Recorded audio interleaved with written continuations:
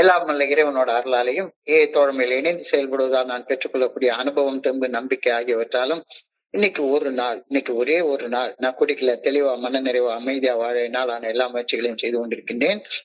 நண்பர் தேவா குறிப்பிட்டது போல கோயம்புத்தூர் ஒருங்கிணைப்பு குழு மனசாட்சியின் தீர்மானத்தின் அடிப்படையில நாம இரவு இந்த 9:30 to 10 நடத்தக்கூடிய ஆன்லைன் மீட்டிங்ல 24 hours a day அப்படின்ற புத்தகத்துல இருந்து 24 மணித்துளிகள் ஒரு நாள் அப்படின்ற புத்தகத்துல இருந்து ஒவ்வொரு நாளும் ஒவ்வொரு பக்கமாக எடுத்து வாசிச்சு விளக்கம் பார்த்து கலந்தாய்வு செய்து கூட்டத்தை நடத்தி கொண்டிருக்கின்றோம்.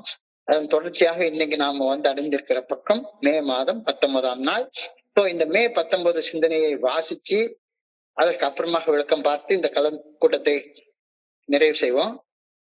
மே 19 இந்த பக்கத்தை வாசிப்பதற்கு நண்பர் தேவா அவர்களை அன்போட பணிவோட கேட்டுக்கொள்றேன். Over to you Deva. May 19. Thank you. Thank you sir. 24 மணித்துளிகள் ஒரு நாள். மே 19. தோழமையின் இன்றைய சிந்தனை. குடிநோயின் பாதிப்புகளில் இருந்து ஒரு குடிநோயாளி மீட்படைந்து தொடர்ந்து மனத்தெளிவுடன் வாழ்வதில் தோழமை பெரும் பங்கு வகிக்கின்றது. தோழமையின் கூட்டங்களில் கலந்து கொள்வதை குழு சிகிச்சை முறை என்று மருத்துவர்கள் அழைக்கின்றார்கள். எந்த ஒரு தோழமையின் கூட்டத்தில் இருந்தும் எதையாவது பெறாமல் நாம் திரும்புவதே இல்லை. சில நேரங்களில் கூட்டங்களுக்கு செல்லும் ஆர்வம் இல்லாமல் அங்கு செல்லாமல் இருப்பதற்கு பல போலி சமாதானங்களை தேடுகின்றோம். ஆனால் பெரும்பாலும் இறுதியில் கூட்டங்களுக்கு சென்று விடுவோம். அநேகமாக எல்லா கூட்டங்களில் இருந்தும் ஏதோ ஒரு தீமை நம்மளிருந்து அகற்றப்பட்டிருப்பதை உணர்வோம். தோழமையின் கூட்டங்கள் நாம் மனத்தெளிவுடன் தொடர்ந்து வாழ்வதில் ஒரு பகுதியாக அமைகின்றன. நாம் தோழமையின்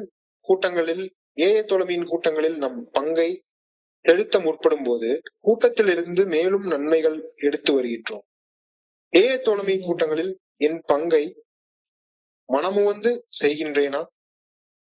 இன்றைக்கான தியானம். பயங்கரமான பாதாளத்தில் இருந்தும் புதைக்குழி சேற்றில் இருந்தும் அவர் என்னை மீட்டெடுத்தார். என் கால்களை உறுதியான பாறை மீது ஊன்றச் செய்தார். அவர் என் பாதையை நிறுவினார். பள்ளத்திலிருந்து வெளியே எடுத்தார். இறையருட் பேராற்றலிடம் நம் பிரச்சனைகளை விட்டு விடுவதால் அவற்றிலிருந்து வெளியேறுகின்றோம் என்ற கருத்தை இந்த முதல் பகுதி குறிக்கின்றது. நாம் நமது ஆசைகள் மற்றும் சோதனைகளில் இருந்து மீட்கப்படுகின்றோம் என்ற கருத்தை என் கால்களை உறுதியான பாறை மேல் ஊன்றச் செய்தார் என்று இரண்டாம் பகுதியை குறிக்கின்றது. நாம் இறையருட் பேராற்றலின் நல்ல ஒழுங்கான வழிகாட்டுதலின் மேல் நம் நம்பிக்கையை வைக்கும் பொழுது முழுமையான பாதுகாப்பை பெறுகின்றோம். அவர் என் பாதையை நிறுவினார் என்ற மூன்றாம் பாகம். நாம் இறையருட் பேராற்றலின் விருப்பத்தின்படி உண்மையாக வாழ முயற்சித்தால் நம் தினசரி வாழ்வில் இறையருட் பேராற்றலது நல்ல ஒழுங்கான வழிகாட்டுதல் கிடைக்கும் என்பதை குறிக்கின்றது. இன்றைக்கான பிரார்த்தனை. என் பாதங்கள் உறுதியான பாறை மீது ஊன்றப்பட வேண்டும் என நான் வேண்டுகின்றேன். என் வாழ்வை கடந்து செல்லும் அன்றாட நிகழ்வுகளில் இறையருட் பேராற்றலின் நல்ல ஒழுங்கான வழிகாட்டுதல் இருக்க வேண்டும் என வேண்டுகின்றேன். Thank you sir. நன்றி நன்றி நன்றி நன்றி தேவா. நன்றி தேவா. நண்பர்கள் அனைவருக்கும் மீண்டும் ஒரு முறை என்று அன்பான பணிவான வணக்கங்களை தெரிவித்துக் கொள்றேன். என் பெயர் ஜான். நான் ஒரு குடிநோயாளி. எல்லாம் வல்ல இறைவனோட அருளாலையும் தோழமையில இணைந்து செயல்படுவதால் நான் பெற்றுக்கொள்ளக்கூடிய அனுபவம், தெம்பு, நம்பிக்கை ஆகியவற்றாலும் இன்னைக்கு ஒரே ஒரு நாள் நான் குடிக்கல தெளிவா, மன நிறைவா, அமைதியா வாழ என்னாலான எல்லா முயற்சிகளையும் செய்து கொண்டிருக்கின்றேன். இன்றைய சிந்தனை ஃபெல்லோஷிப்பை பத்தி ஆழமாக சில கருத்துக்களை சொல்லுது. தோழமையில் ஐக்கியப்படுவது நான் தொடர்ந்து மன தெளிவோடு வாழ்வதுல மிக முக்கியமான பங்கு வகிக்கின்றது அப்படின்ற சிந்தனையோட இன்றைய சிந்தனை ஆரம்பிக்குது. தோழமையில் ஐக்கியப்படுவது, தோழமையோட ஒன்றாவது, தோழமையோட ஒற்றுமையாக இருப்பது நான் தொடர்ந்து மன தெளிவோடு வாழ்றதுல மிகப்பெரிய பங்கு வகிக்கின்றது. என் போலவே குடிநோயால பாதிக்கப்பட்டு குடிநோயின் பாதிப்புகளில் இருந்து மீண்டு வாழும் நண்பர்களின் தோழமையில் ஒன்றுபடுவது நான் தொடர்ந்து மன தெளிவை பராமரித்து பாதுகாத்துக் கொள்வதில் மிகப்பெரிய அம்சமாக விளங்குவதை என்னால மறுக்கவே முடியாது. அதனாலதானே இங்க தொடர்ந்து நம்ம வந்துட்டே இருக்கிறோம். இங்க வந்துட்டு எல்லாருமே என்ன போல குடிநோயால பாதிக்கப்பட்டு குடிநோயிலிருந்து மீட்படைவதற்காக தங்களான முயற்சிகளை செய்து கொண்டிருக்கிற மனிதர்கள் தான் இங்க வந்திருக்கிற எல்லாருமே. இந்த மனிதர்களோட தோழமையில ஒன்றுபட்டு செயல்படுவது என்னுடைய மன தெளிவு நிலைய தொடர்ந்து பராமரித்து பாதுகாத்துக் கொள்றதுல மிகப்பெரிய அம்சமாக விளங்குகின்றது. சோ அதனாலதான் தொடர்ந்து இங்க வந்துட்டே இருக்கோம். சந்தேகமே இல்லை. தோழமை நான் தனிமையில வாடுவதை ஏகாந்தத்தில் வாடும் மகிழ்ச்சியாக ஆனந்தமாக திருத்தி அமைக்கின்றது. தோழமைக்கு வர்றதுக்கு முன்னால நான் எம்ஏ சிதம்பரம் கிரிக்கெட் ஸ்டேடியத்துல 50,000 பேருக்கு மத்தியில உட்கார்ந்து இருந்தா கூட தனியா இருக்கிற மாதிரி ஒரு ஃபீல் இருக்கும். 50,000 பேருக்கு மத்தியில உட்கார்ந்து எல்லாரும் அப்படியே பயங்கரமா கத்திக்கிட்டு சந்தோஷமா இருப்பாங்க. அவங்க மத்தியில நான் தண்ணிய போட்டுக்கிட்டு சோகமா உட்கார்ந்துருப்பேன். ஆனா இப்ப நான் தனியா இருக்கிறேன், யாருமே என்ன சுத்தி இல்ல. ஆனா இந்த நண்பர்களோட எப்பவுமே நான் ஐக்கியப்பட்டு இருக்கிற ஒரு உணர்வு இருக்கிறதுனால இந்த தனிமையில ஏகாந்தமா மகிழ்ச்சியாக ஆனந்தமாக இருக்கின்றேன். இந்த கருத்தை என்னால புரிஞ்சு கொள்ள முடியுது. எனக்கு சோதனை இன்னைக்கும் வருது. திடீர்னு ஒரு நேரம் எனக்கு அப்படியே உடம்பெல்லாம் வலிக்கும். வயசாயிடுச்சுல்ல, நடக்கிறப்ப கொஞ்சம் கஷ்டமா இருக்கும், வலிக்கும். சோதனை நேரங்கள்ல யாராச்சும் ஒருத்தர் சொல்லுவான், அந்த காலத்துல எல்லாம் சோதிக்கப்படுற நேரத்துல திடீர்னு லேசா இருமல் வந்துருச்சுன்னா ஒருத்தன் சொல்லுவான், ஏய் சிகரெட்ல ஒரு விக்ஸ தடவி ஒரு 2 இழுப்பு இல்லடா, சரியா போயிடும் அப்படின்னு சொல்லுவான். அந்த சோதனை நேரங்கள்ல தப்பான செயல் செய்யாம சரியான பாதையில பயணிக்கிறதற்கு தோழமை ஒரு மிகப்பெரிய பாதுகாப்பு கவசமாக இருக்கிறது. எனக்கு நல்லா புரியுது. ஒரு காலத்துல யாராச்சும் என்ன சொன்னாலும் சரிதான், அது என்ன ஏதுன்னா கேட்கறது கிடையாது. என் பாட்டுக்கு வளப்பாட்டு குட்டி மாதிரி பின்னாலே போயிருவேன். இப்ப இன்னைக்கு சிந்தித்து செயல்படக்கூடிய பக்குவத்தை தோழமை எனக்கு கொடுத்திருக்குது. ஒரு மிகப்பெரிய பாதுகாப்பு கவசமாக தோழமை விளங்குகின்றதை என்னால புரிஞ்சு கொள்ள முடியுது. ஒரு தனி மனிதனாக நான் செயல் அடிமைத்தனத்துல சுலபமாக சிக்கி கொள்ள ஏதுவானோ எந்த செயல் செய்தாலும் சரிதான், அத ஒரு அடிக்டாவே செய்ய ஆரம்பிச்சிருவேன். என்ன செயல் செஞ்சாலும் சரிதான், அது சாதாரணமா ஒரு கடலை மிட்டாய் மில்கி பிஸ்கட் சாப்பிடுறதா இருந்தாலும் சரிதான், குடிக்கிறதா இருந்தாலும் சரிதான், அல்லது என்ன செயல் செய்தாலும் சரிதான், அதை ஒரு அடிக்டிவாவே செய்யக்கூடிய பழக்கம் எனக்குள்ளார உண்டு. ஈஸியா அடிக்ட் ஆயிடுவேன், ஈஸியா அடிக்டட் ஆயிடுவேன் ஒரு செயல் செய்யறது. எனது பழைய பழக்கங்களை மாற்றி என்னுடைய பழைய பழக்கங்களை மாற்றி அமைக்க தேவைப்படும் ஊக்கத்தை தோழமையில என்னுடைய சக நண்பர்களின் பகிர்வுகள்ல இருந்து எனக்கு கிடைக்குது. ஒரு நண்பருடைய பகிர்வுல இருந்தும் என்னுடைய அந்த செயல் அடிமைத்தனமான பழக்க வழக்கங்களை மாத்தி சுதந்திரமாக மனிதனாக வாழக்கூடிய அந்த பக்குவத்தை தோழமையில ஒவ்வொரு மனுஷனுடைய ஷேரிங்கும் எனக்கு கொடுக்குது. இந்த ஃபெலோஷிப்ல தோழமையில இருந்து நான் மீட்படைவதற்கு பெற்றுக்கொள்ளக்கூடிய பலன்கள் என்ன, தோழமை மூலமாக செயல் அடிமைத்தனத்தின் பாதிப்பிலிருந்து மீள்வதற்கான முக்கியமான அம்சங்கள் என்னன்னு பார்த்தா, முதல் அம்சம் சப்போர்ட் அண்ட் அண்டர்ஸ்டாண்டிங். வேற யாருமே இங்க இந்த உலகத்துல என்னைய புரிஞ்சு கொள்ளாத நேரத்துல, நீ ஒரு நோயாளி, நீ கெட்டவன் இல்ல, நீ பைத்தியக்காரன் இல்ல, நீ ஒரு நோயாளி, நோயால கஷ்டப்பட்டுட்டு இருக்க அப்படின்ற புரிதலையும் அந்த நோயிலிருந்து வெளியே வர்றதற்கான ஆதரவையும் எனக்கு இந்த தோழமையில பெற்றுக்கொள்ள முடிஞ்சது. வேற எங்கேயுமே எனக்கு கிடைக்கல, சத்தியமா கிடைக்கல. வேற எல்லாரும் என்னை கேலிதான் பண்ணாங்க, கிண்டல் தான் பண்ணாங்க. மனோதிடம் இல்லாதவன், இவெல்லாம் பிறக்காமலே இருந்திருக்கலாம் அப்படின்ற மாதிரி கேலியும் கிண்டல் பண்ணாங்க. ஆனா என்னைய புரிஞ்சுக்கிட்டு, நீ ஒரு குடி நோயாளி, ஒரு நோயாளிய போய் கேலி பண்ணா எப்படி அது? நான் வெளியே என்னுடைய நோயின் பாதிப்புல இருந்து மீண்டு வெளியே வர்றதற்கு எனக்கு தேவைப்பட்ட அந்த அன்பையும் ஆதரவையும் அந்த சப்போர்ட்டை கொடுத்தாங்க.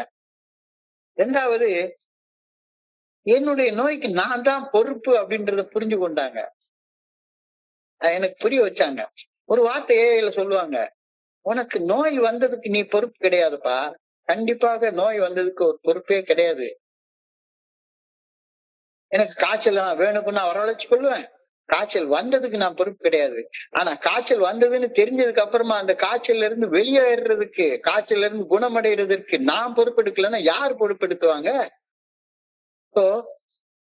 பொறுப்பு, எனக்குள்ளார பொறுப்புணர்வை வளர்த்து விடுறதுல இந்த தோழமை மிகப்பெரிய பங்கு வகிச்சதை என்னால பார்க்க முடியுது.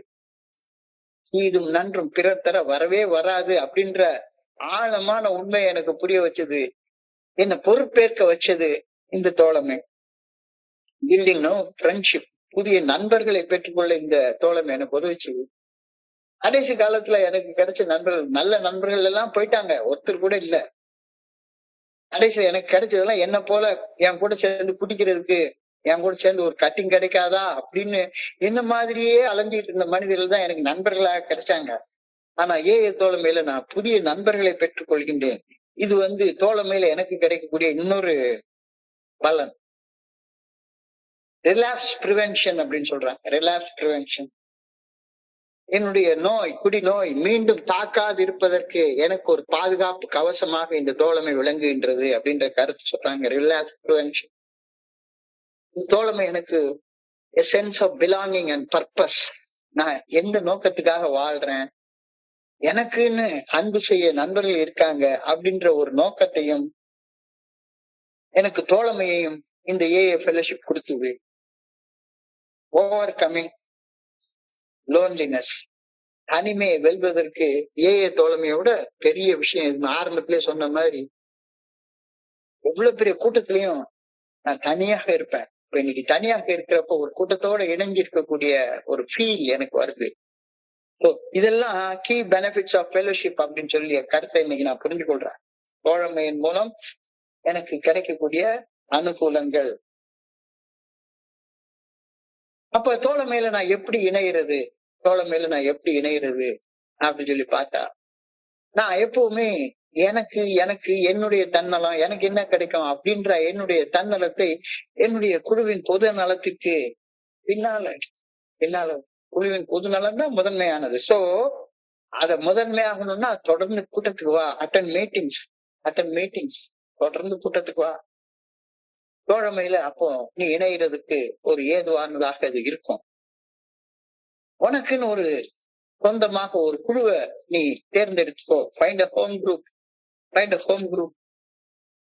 அந்த ஹோம் குரூப்ல சேர்ந்து பிறருக்கு பணி செய்ய கத்துக்கோ, பணி செய்து கிடக்க கத்துக்கோ, பிறருக்கு பணி செய்ய கிடைக்க கத்துக்கோ. இந்த குரூப் என்னுடைய ஹோம் குரூப் மாதிரி தான். பல வருடங்களாக இந்த கோயம்புத்தூர் என்ட்ரி குரூப், அது கோயம்புத்தூர் எங்கேயோ இருக்கு. ஆனா இந்த குழுவோட இணைந்து என்னாலான பணிகளை நான் செய்து கொண்டே இருக்கிறேன். தோழமையில இணைகிறதற்கு பணி செய்யறது நான் மூன்றாவது அம்சம். சோபர் சோசியலைசிங் அப்படின்ற ஒரு வார்த்தையை சொல்றாங்க. குழுவோட இணைகிறதற்கு சோபர் நண்பர்களோட சேரு. குடிச்சிட்டு இருக்கிற நண்பர்கள் வேண்டாம். குடிச்சிட்டு இருக்கிற நண்பர்கள்ட்ட செய்திய சொல்லு, மறுபடியும் அவங்க கூட சேர்ந்து சுத்த ஆரம்பிக்காத. சோபர் சோசியலைஸ், மன தெளிவோடு வாழ்வோருடன் நீ தோழமை வச்சுக்கோ. இத வச்சு பாக்குறப்ப fellowship is a big part in staying sober தெளிவா தெரியும். இன்னைக்கு சிந்தனையோடைய முதல் வரி. Fellowship is a big part in staying sober. தோழமை குழுக்களின் குழுக்கள்ல அனுபவம் தெம்பு நம்பிக்கையை பகிர்ந்து ஒருவர் மற்றவரது பிரச்சனைகளுக்கு தீர்வு காண உதவி செய்வதை, பணி செய்வதை குழு சிகிச்சை முறை அப்படின்னு மருத்துவ விஞ்ஞானம் அழைக்கின்றது. குரூப் தெரப்பி, குழு சிகிச்சை முறை அப்படின்னு. Group therapy is often integrated into broader treatment plans for comprehensive care. இது ஒரு சைக்காலஜிக்கல் ட்ரீட்மெண்ட். ஃபர்ஸ்ட் எடுத்த உடனே ஒரு குழு சிகிச்சை முறையை தான் ஆரம்பிப்பாங்க. ஃபர்ஸ்ட் எடுத்த உடனே பிடிக்காம இருக்கிற நண்பர்களோட ஒரு குழுவாக ஒன்றிணைந்து ஒருவரோட தங்களுடைய அனுபவம் தெம்பு நம்பிக்கையை பகிர்ந்து கொள்றப்ப அந்த பிடிக்காம இருக்கிறதற்கான ஆரம்ப பாதுகாப்பு எனக்கு கிடைக்க ஆரம்பிக்குது. காம்ப்ரஹென்சிவ் கேர், முழுமையான அக்கறை எனக்கு கிடைக்குது ஆரம்பத்துல. தோழமை குழுக்களில் அனுபவம் தெம்பு நம்பிக்கையை பகிர்ந்து ஒருவர் மற்றவரது பிரச்சனைகளுக்கு தீர்வு காண உதவி கொள்வதை குழு சிகிச்சை முறை அப்படின்னு நாம புரிஞ்சுக்கிறோம். இந்த குழு சிகிச்சை முறை ஆரம்பம் தான். குரூப் தெரப்பி ஒரு ஆரம்பம் தான். குழு சிகிச்சை முறையை தொடர்ந்து தோழமை கஷ்டப்படும் குடிநோயாளிகளுக்கு குடிநோயின் பாதிப்புகளிலிருந்து மீட்படைவதற்கு 12 படிகள் அடங்கிய மீட்படையும் செயல் திட்டத்தை பரிந்துரைக்கின்றது. 12 ஸ்டெப் ரெக்கவரி ப்ரோக்ராம். குரூப் தெரப்பியை தொடர்ந்து வர்றது இந்த ப்ரோக்ராம், ஃபெலோஷிப் தொடர்ந்து வர்றது இந்த ப்ரோக்ராம், இது வருது. தோழமை கூட்டங்கள்ல நடைபெறுவது ஒரு வகையான குரூப் தெரப்பி, குழு சிகிச்சை முறை. இந்த குழு சிகிச்சை முறையில் பங்கேற்று பலன் கிடைக்காமல் திரும்பியவர்கள் யாருமே கிடையாது. எல்லாருக்கும் ஏதாவது ஒரு பலன் கிடைச்சுக்கிட்டே இருக்கும். ஏஏ தோழமையில வந்து முதல் முதல் நான் குடிக்காம இருக்கிற ஒரு நண்பரை புதிதாக பிறந்த குழந்தையாக நாம பாக்குறோம். அதனாலதான் ஏஏல வந்து சேர்ற அந்த நாளை வந்து பர்த்டே அப்படின்னு சொல்லி கொண்டாடுறோம். ஏஏல வந்து சேர்ற முத நாளை பர்த்டே அப்படின்னு கொண்டாடுறோம். இங்க வந்து சேர்ற முதல் நாள், ஃபர்ஸ்ட் நாள், அந்த ஃபர்ஸ்ட் நாள் எனக்கு இப்பதான் வந்துட்டு போச்சு. 14/2/1997. அன்னைக்கு நான் புதிய குழந்தையாக பிறந்தேன். இன்னைக்கு 29 வயசு நிறைந்த வாலிபனாக உங்க முன்னால பேசிட்டு இருக்கிறேன். So, புதிதாக வந்து சேரக்கூடிய நண்பரை ஒரு குழந்தையாக நம்ம பாக்குறோம். புதிதாக பிறந்த குழந்தைக்கு என்ன கொடுக்க முடியும்? புதிதாக பிறந்த குழந்தைக்கு நெஞ்செலும்பு சூப் வச்சு கொடுத்தா என்ன ஆகும்? அது அப்பயே செத்து போயிடும். நெஞ்செலும்பு சூப் ஊட்டச்சத்து நிறைந்த உணவு தான். பாதாம், முந்திரி பருப்பு, பிஸ்தா எல்லாம் கொடுத்தா அதெல்லாம் ஊட்டச்சத்து நிறைந்த உணவு தான். ஆனா அந்த ஊட்டச்சத்து நிறைந்த உணவை பிறந்த குழந்தைக்கு கொடுத்தா என்ன ஆகும்? பிறந்த குழந்தைக்கு கொடுத்தா என்ன ஆகும்? செத்து போயிடும். அந்த பிறந்த குழந்தைக்கு தாய்ப்பால் தான் தேவை. தாய்ப்பால் கிடைக்காமல் போகக்கூடிய குழந்தை ஊட்டச்சத்து இல்லாம சோர்ந்து போயிருக்கும். ஏஏ தோழமையின் திறந்த நிலை கூட்டங்கள் புதிதாக ஏஏ தோழமையில் வந்து இணையும் நண்பர்களுக்கு தேவையான அளவு அனுபவம், தெம்பு, நம்பிக்கை அப்படின்ற தாய்ப்பால ஊட்டத்தை இலவசமா கொடுத்துட்டே இருக்குது. வந்து சேர்ந்த அன்னைக்கு புதுசா பிறந்த குழந்தைக்கு இந்த தாய்ப்பால் தான் தேவை. அனுபவம், தெம்பு, நம்பிக்கை என்ற தாய்ப்பால். அந்த தாய்ப்பால் தான் ஏஏ தோழமையின் திறந்த நிலை கூட்டங்கள்ல கிடைச்சிட்டே இருக்கு. யாராச்சும் ஒரு புதுசாக வந்து இந்த இடத்துல உட்கார்ந்து இருந்தாங்கன்னா, இது என்னையாது 24 hours a டேங்கிறாங்க, சிந்தனைங்கிறாங்க, தியானம்ங்கிறாங்க, பிரார்த்தனைங்கிறாங்க, இது எல்லாம் என்ன ஒண்ணுமே புரியல அப்படின்ட்டு திரும்ப போய் குடிக்க போயிடுவாங்க. இது திறந்த நிலை கூட்டங்கள் தான் புதிதாக பிறந்திருக்கிற குழந்தைக்கு தேவையான ஊட்டத்தை கொடுக்கும். So we need to go to an AA meeting we don't go to a AA meeting without getting something out of it. புதுசாக பிறந்திருக்கிறவங்க ஒரு திறந்த நிலை கூட்டத்துக்கு போறப்ப அங்கிருந்து ஏதாவது ஒண்ணு எடுத்துக்காம வரவே மாட்டாங்க. ஆனா கொஞ்ச நாள், ஒரு 90 மீட்டிங் தொடர்ந்து வந்ததுக்கு அப்புறமாக ஏஏ தோழமை பரிந்துரைக்கக்கூடிய 12 படிகள் அடங்கிய மீட்படையும் செயல் திட்டம் குறித்த அறிவை பெறாது இருந்தால், 12 ஸ்டெப் ரெக்கவரி ப்ரோக்ராம் பற்றிய அறிவை பெறாது இருக்கும் பட்சத்துல ஏஏ தோழமையின் கூட்டங்களுக்கு வருவது ஒரு வகையான சலிப்பு உண்டாயிரும். 90 நாள் வந்துட்டேன், 90 நாள் குடிக்கல, எல்லாம் கேட்டுட்டேன், என்னடா இது எல்லாரும் அதையே பேசிட்டே இருக்காங்க திரும்ப திரும்ப திரும்ப திரும்ப அப்படின்ற ஒரு சலிப்பு வந்துடும். அது இயற்கை. அப்ப 90 நாளைக்கு உள்ளார ஏஐயுடைய மைய கரு, சென்ட்ரல் கோர் என்னன்றதை நம்ம தெரிஞ்சுக்கணும். ஒண்ணு, என்னடா இது குடிச்ச கதையே திரும்ப திரும்ப திரும்ப திரும்ப பேசிட்டே இருக்காங்க அப்படின்ற சலிப்பு. இல்லாட்டி போனா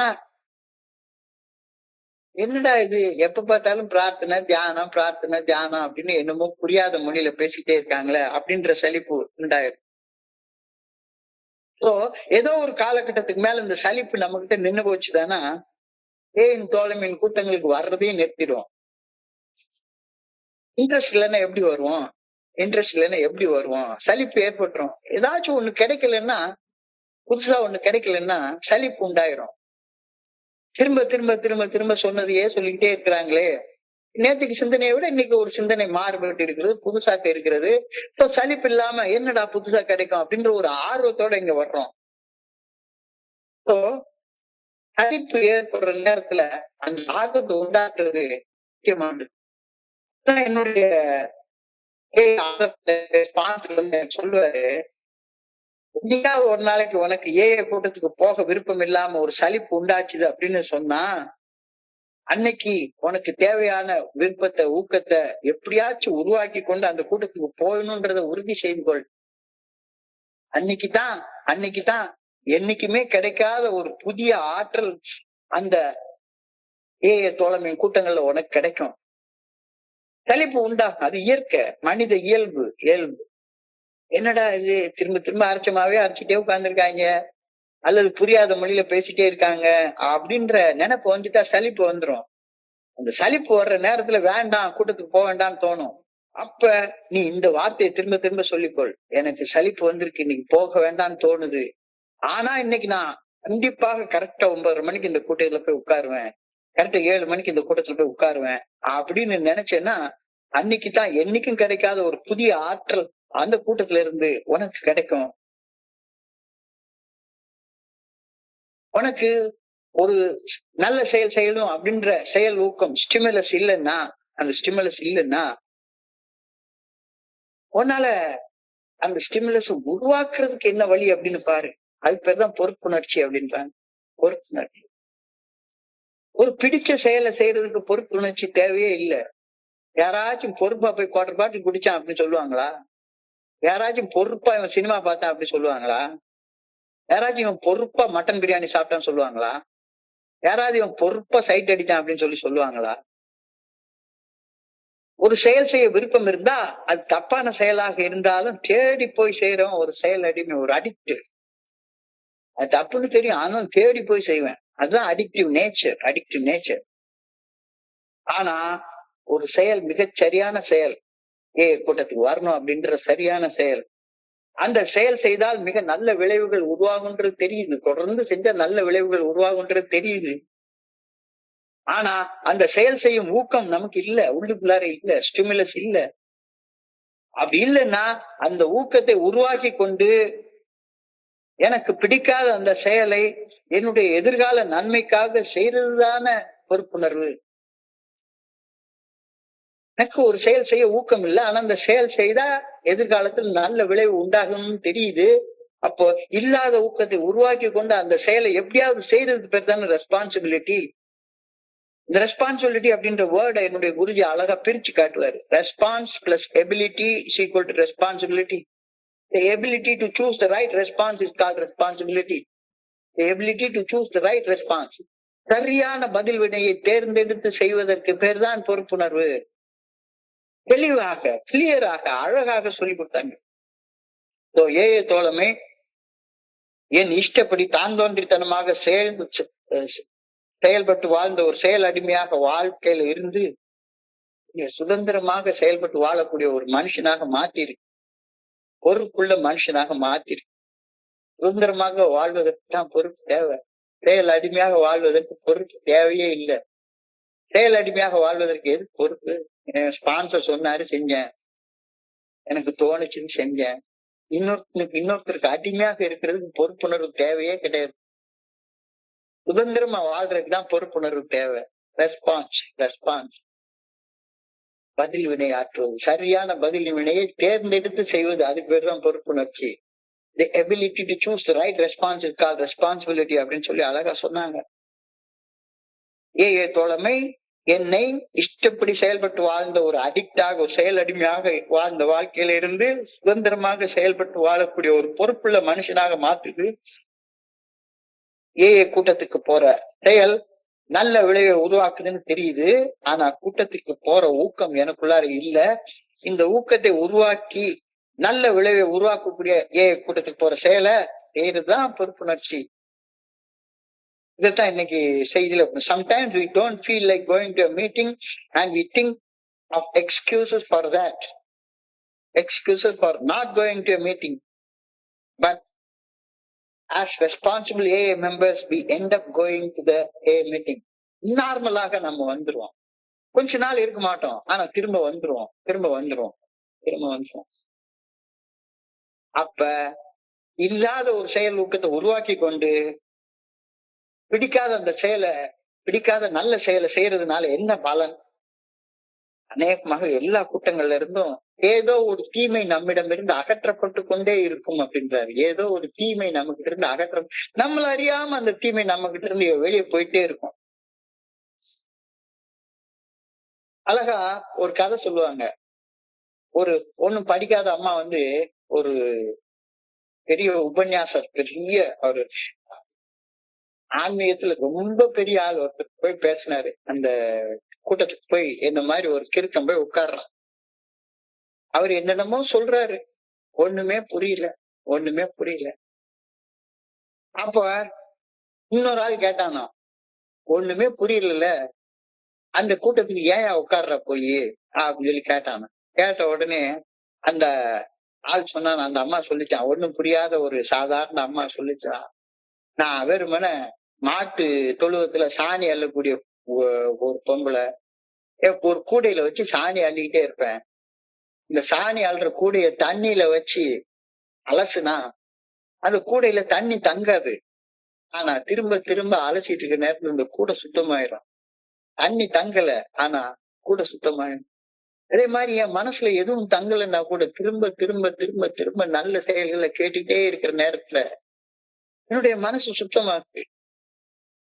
இன்னைக்கு ஒரு நண்பர் கேட்டிருந்தாரு, சார் நேத்துக்கு நீங்க பேசின ஒரு ஷேரிங்க கேட்டேன், அது நீங்க பேசின மாதிரியே தெரியல, எங்கெங்க இருந்தோ வார்த்தைகள்லாம் வருது உங்களுக்கு அப்படின்னு சொல்லி சொன்னாரு. உண்மைதான், நேத்துக்கு என்ன பேசணும்னு எனக்கு ஞாபகமே இல்ல.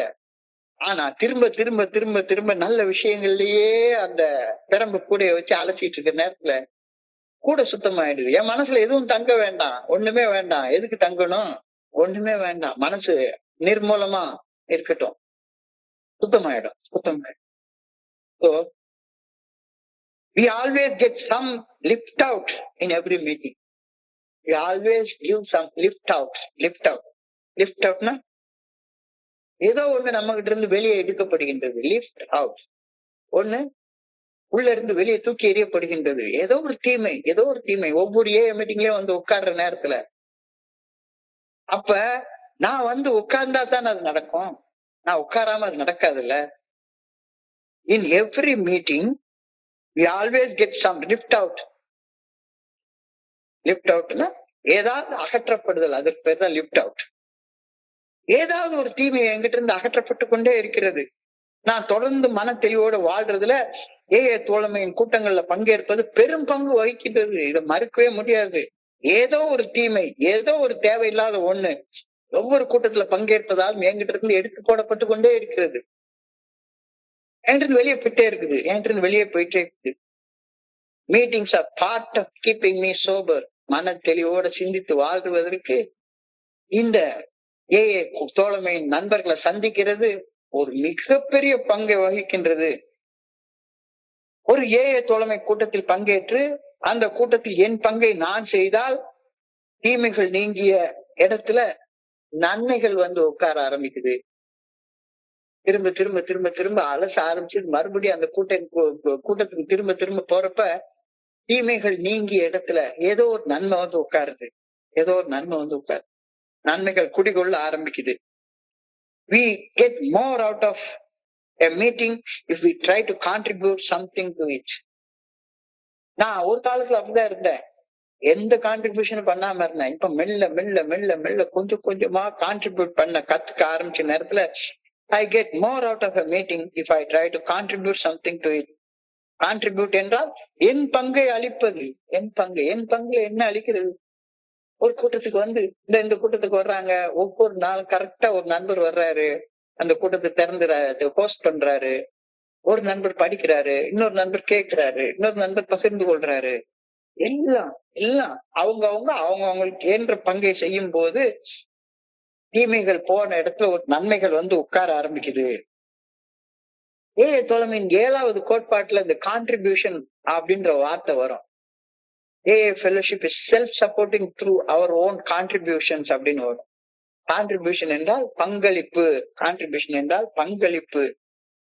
தோழமையின் 7வது கோட்பாடு ஒரு மிக ஆழமான கருத்தை சொல்கிறது.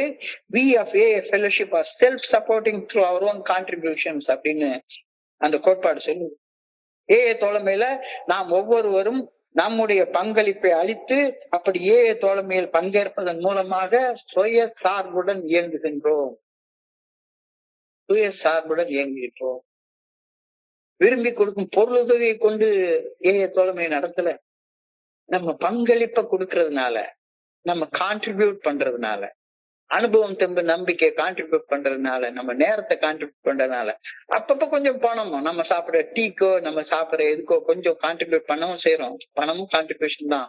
ஆனா அது மினிமம் கான்ட்ரிபியூஷன். செல்ஃப் சப்போர்ட்டிங் அப்படின்னா செல்ஃப் என்ற வார்த்தை இறைவனை குறிக்கக்கூடிய வார்த்தை. செல்ஃப் என்றால் செல்ஃப் சப்போர்ட் என்றால் சுயசார்பு. சுயம் என்றால் இறையர் பேராற்றலை குறிக்கக்கூடிய சொல்.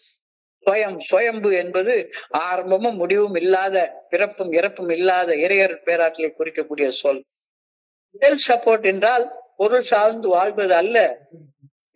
தோழமை பொருள் சார்ந்து இயங்கும் ஒரு தோழமை அல்ல, கண்டிப்பா கிடையாது.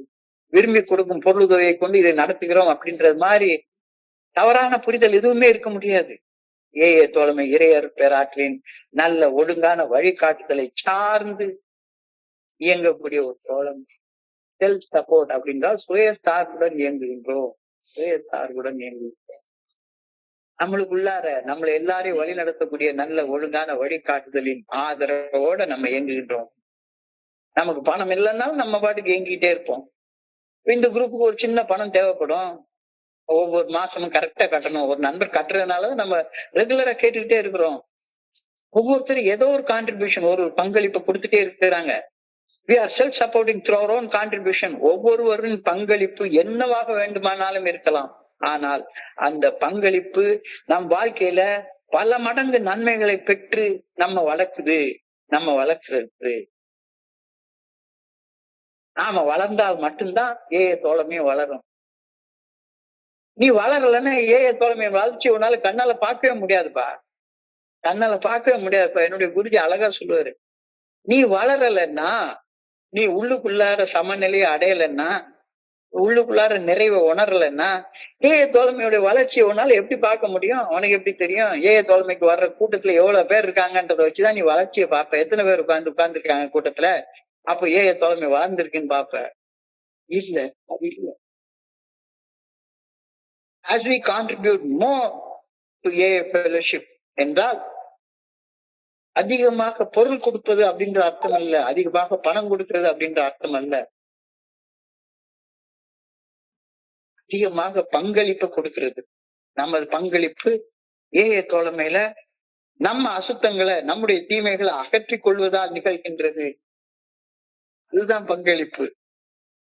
தோழமைக்கு நாம் தொடர்ந்து வந்து நம்மில் இருக்கும் அழுக்கு, அசிங்கம், தீமை ஆகியவற்றை அதிகமாக அகற்ற தோழமை வளர்கின்றது. நம்ம வளர வளர தோழமை வளர்ந்துகிட்டே இருக்குது.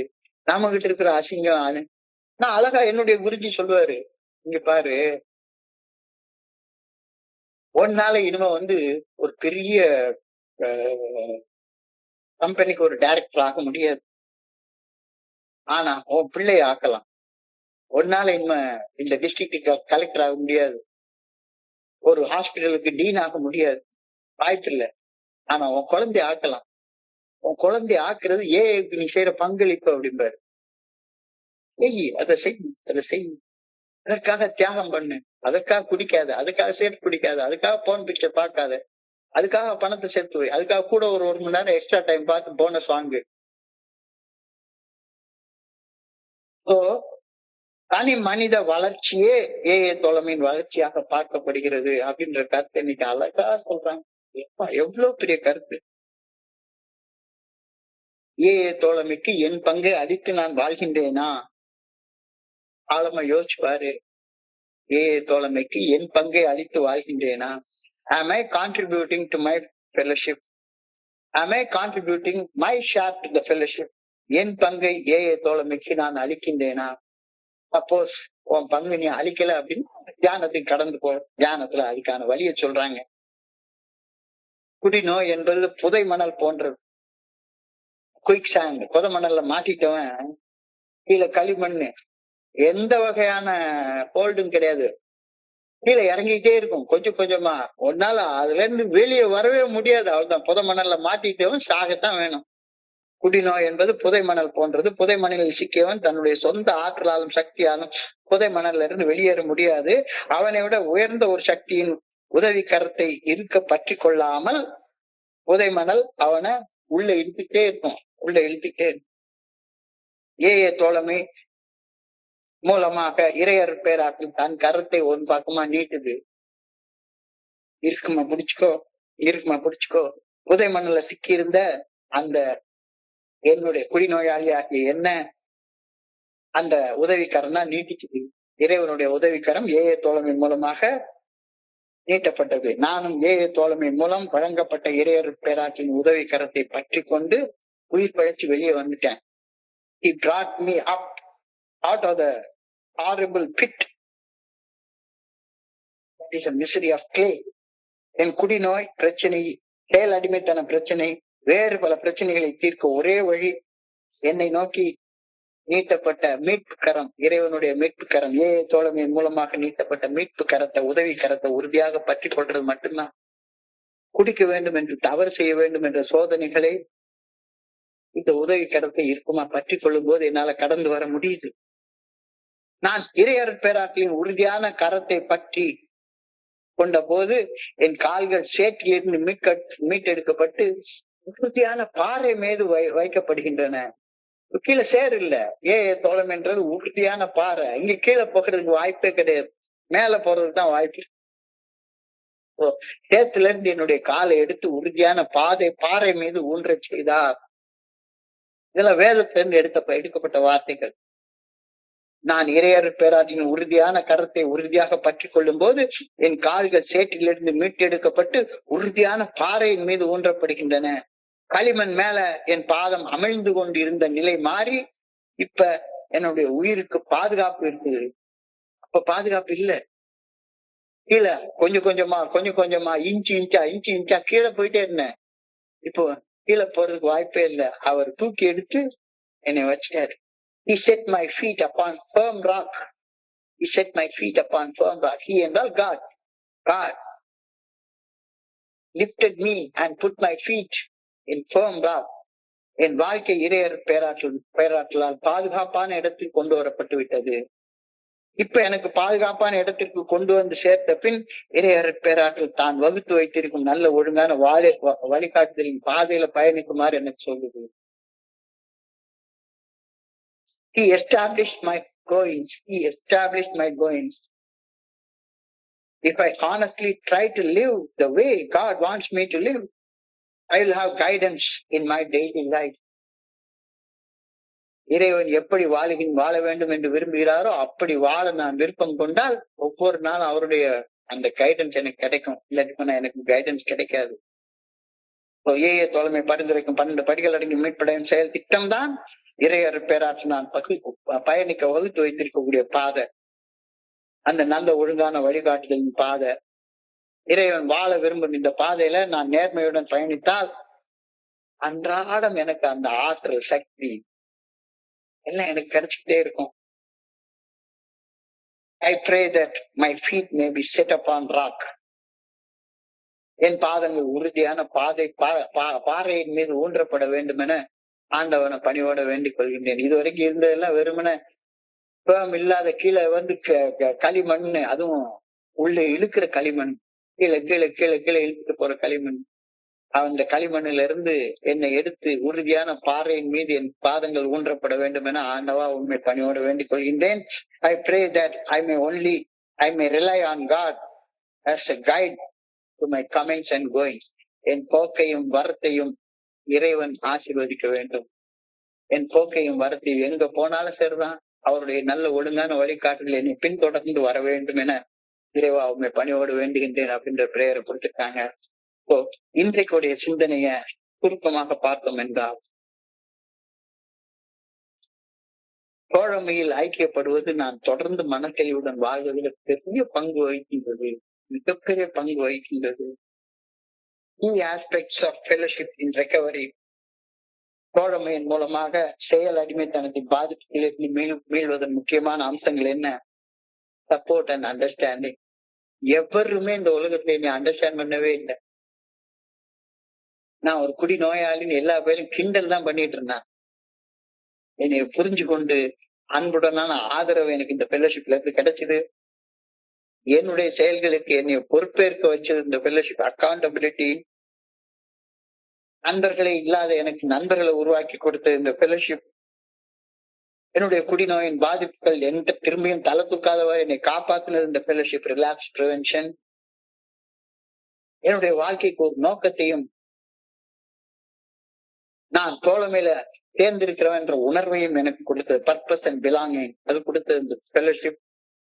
என்னுடைய தனிமை உணர்வு ஏகாந்த உணர்வாக மாற்றம் அடைவதற்கு காரணம் இந்த ஃபெல்லோஷிப். இப்ப ஃபெல்லோஷிப்ல எப்படி இணைஞ்சுக்கிறது? Attend meetings. Find a home group. அந்த ஹோம் குரூப் மூலமாக உன்னால முடிஞ்ச பணியை செய். சோபர் சோசியலைசிங் அப்படின்ற வார்த்தை எனக்கு உபயோகப்படுத்திருக்கேன். Sober socialising. மன தெளிவோட வாழ்ற நண்பர்கள்ட்ட மட்டும் நீ நண்பனாக பழகு. குழப்பத்துல ஏதாச்சும் ஒரு உனக்கு நல்ல கிளிப்பிங் ஒண்ணு அனுப்புறேன் அப்படின்ற நண்பனெல்லாம் விட்டு தள்ளு, தூர போடு. நல்ல நண்பர்களோட உள்ள தோழமை தான் நான் தொடர்ந்து மனத்தெளிவோட வாழ்றதுல மிகப்பெரிய பங்கு வகிக்குது அப்படின்றத சொல்றாங்க. இந்த தோழமையில நம்ம பண்ணிட்டு இருக்கலாம் குரூப் தெரப்பி, குழு சிகிச்சை முறை.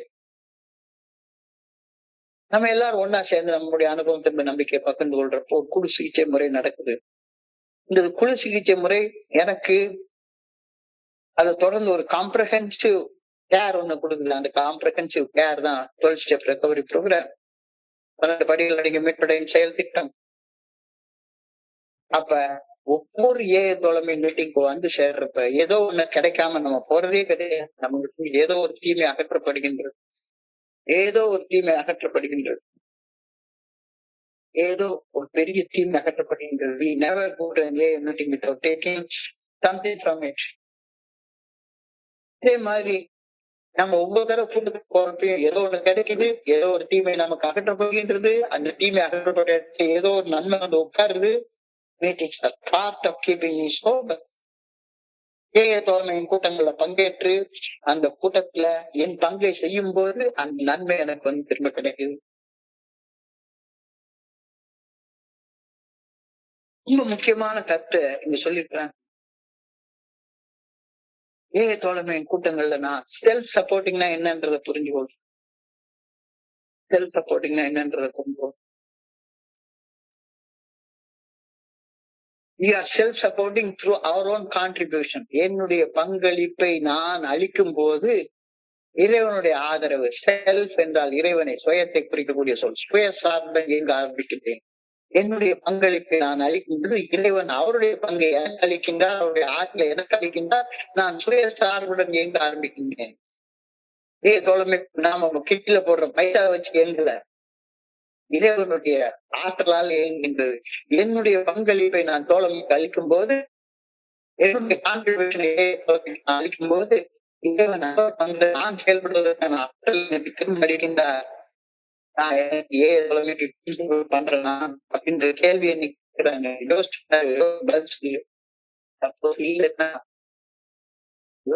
எந்த நிலைமையில வந்த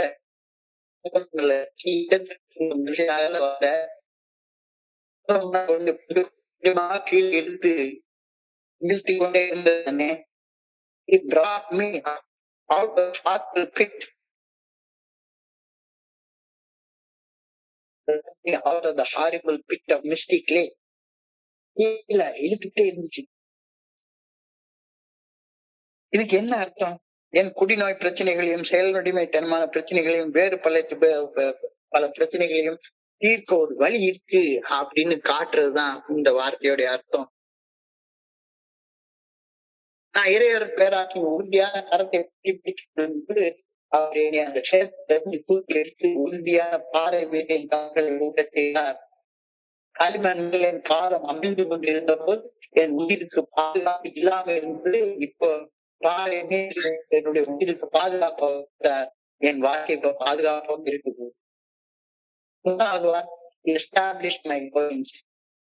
எனக்கு பாதுகாப்பாக கொண்டு வந்து சேர்த்ததுக்கு அப்புறமாக எந்த பாதையை பயணிக்கணும் அப்படின்ற போட்டு காட்டுறாரு. Honestly, to live the way God wants to live, will have guidance and daily living, guidance for my daily living.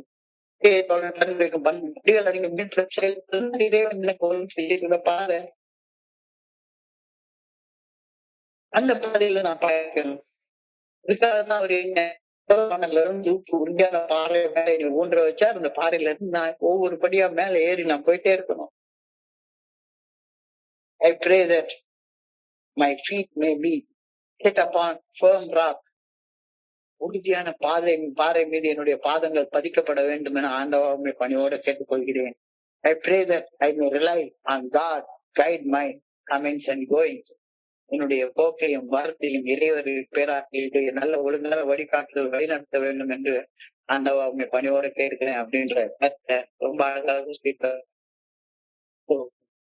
இன்றைய பகுதியை பற்றிய பெருமானதை சிந்தனைகளை ஒவ்வொரு பகுதிகளுடைய நல்ல குடும்பத்தினுடைய பணிவான நன்றிகளை சொல்றேன். ஒவ்வொரு நாளுக்கும் என்னுடைய பணிவான நன்றிகள். இந்த இரவு பொழுது நன்றிகளுக்கு இனிமையான அமையும் இறைவன பணியோட சொல்கிறேன். நன்றி நன்றி நன்றி நன்றி நன்றி. வாழ்க வழி வாழ்க வளம். Thank you so much. Thank you so much.